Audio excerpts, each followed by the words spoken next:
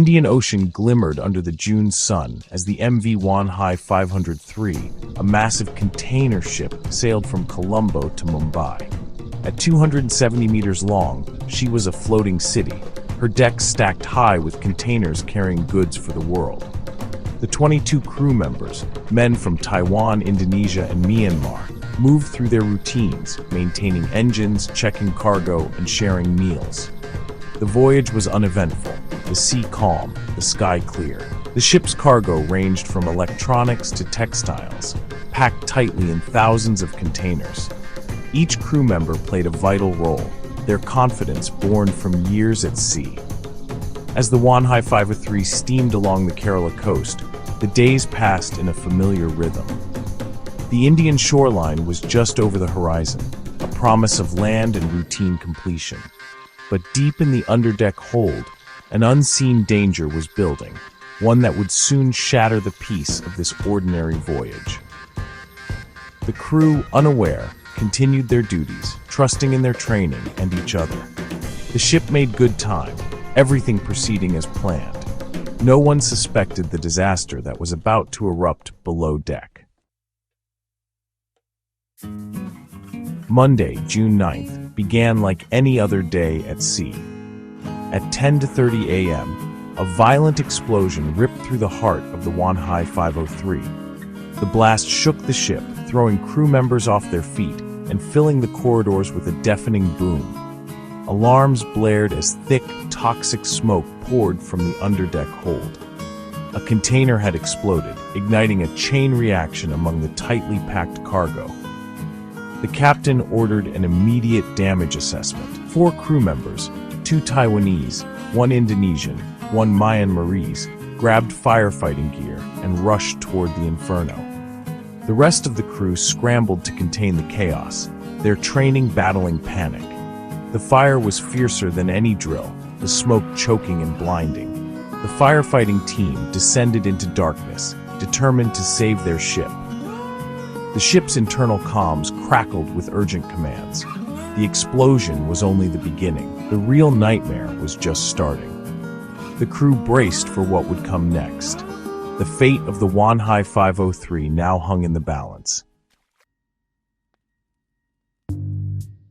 The fire was a monster, fueled by unknown chemicals inside the containers. The firefighting team was met by searing heat and blinding smoke, their path treacherous and unstable. Above, the crew activated the ship's fire suppression systems, but the blaze was too intense.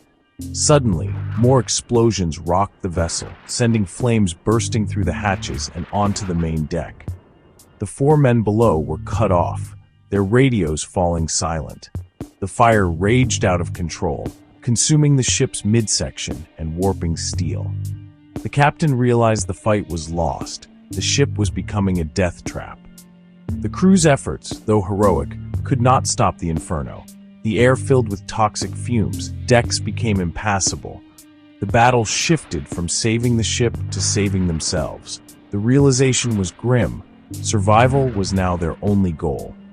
The Wanhai 503 was no longer a vessel, but a burning tomb. By 12:40 p.m., less than 3 hours after the first explosion, the situation was hopeless. The fire engulfed the ship, explosions shaking the vessel as containers tumbled into the sea. The captain, surrounded by his exhausted crew, made the hardest call: abandon ship. There was no time for lifeboats. The fire was too close, the danger too great. The crew gathered at the stern, the furthest point from the flames. One by one, they leapt into the Indian Ocean, leaving behind their burning home and 4 missing comrades. In the water, they clung together, watching the ship consumed by fire. Hours earlier, they'd been safe. Now, they were adrift, hoping their distress call had been heard. The scale of the disaster was overwhelming. The ocean was vast, the survivors small and vulnerable. Black smoke marked the grave of the Wanhai 503. Their only hope, rescue from the sea. The crew's ordeal was far from over. The fight for survival had just begun. The crew's distress call was picked up by the Maritime Operations Center in Mumbai. Instantly, a massive rescue operation began. The Indian Coast Guard launched high-speed boats from Kochi and Baipur, racing toward the burning ship. A Dornier surveillance aircraft circled above, relaying real-time updates. The Indian Navy diverted the INS Surat, a powerful destroyer, to the scene. Navy and Coast Guard teams coordinated seamlessly, sharing information and dividing tasks. Their goal: save the crew of the Wanhai 503. Within minutes, ships and aircraft were en route. The professionalism and speed of the response were remarkable. Hope was on the way, cutting through sea and sky. The rescue force was determined to reach the survivors in time. The race against the flames and the ocean had begun. Authorities called on all nearby ships to assist, a tradition as old as seafaring itself. The MV-1 Marvel, a civilian container ship, responded immediately, steering toward the smoke on the horizon. Arriving at the scene, the crew of the One Marvel found the Wanhai 503 engulfed in flames, survivors scattered in the water. They maneuvered close, lowering ropes and nets to pull the exhausted sailors aboard. 18 crew members were rescued, but 4 remained missing. The firefighting team lost below deck. The rescued men, shaken and injured, received dry clothes, food, and first aid. Indian Coast Guard and Navy ships soon arrived, taking over the scene. The mission shifted to searching for the missing and managing the burning vessel. 5 survivors needed urgent medical care. All were transported to Mangaluru. The swift action of the One Marvel and Indian authorities saved 18 lives. The ordeal, however, was not over. The search for the missing continued. The fire still raged at sea. For the rescued crew, survival brought relief and sorrow. One Indonesian sailor recalled, "We called for our friends, but there was only smoke and fire. The captain said we must jump." In the water, they clung together, watching their ship burn, a home lost in minutes. The loss was immense: their vessel, their belongings, and 4 missing comrades. The rescuers, too, were shaken by the devastation. A Coast Guard member described the scene as apocalyptic. The One Marvel's captain said simply, "It is the duty of every seaman, you help." In Mangaluru, the injured were rushed to hospital. 2 suffered severe burns. The others faced invisible wounds, trauma, and grief. Survivors gave statements, painting a vivid picture of the fire's speed and ferocity.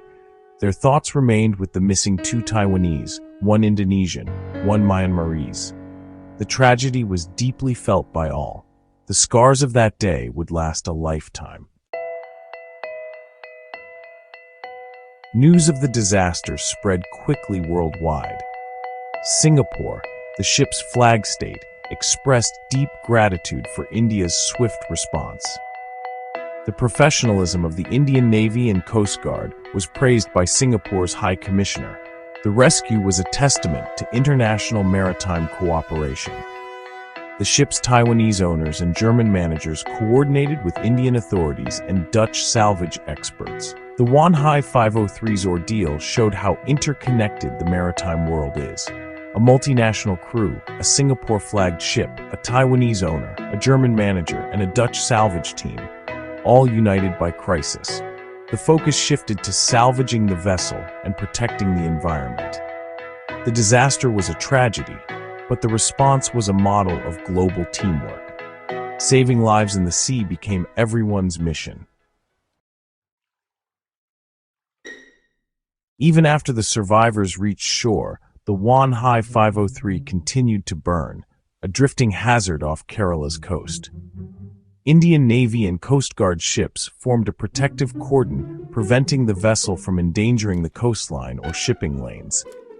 Firefighting and salvage tugs battled the blaze, while aircraft and ships searched for the 4 missing crew.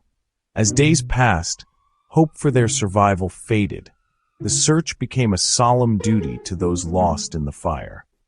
Authorities assessed the cargo for hazardous materials, fearing pollution. Containers lost overboard posed new dangers to navigation. The focus shifted to environmental protection and salvage, a process that would take weeks. In Mangaluru, the injured began their slow recovery, supported by medical staff and consular officials. Survivors waited anxiously for news of their friends and the chance to return home. The Wanhai 503's story is a stark reminder of the perils of the sea. It is a tale of disaster, bravery, and international cooperation. The scars left by the fire and the lost sailors will not soon fade.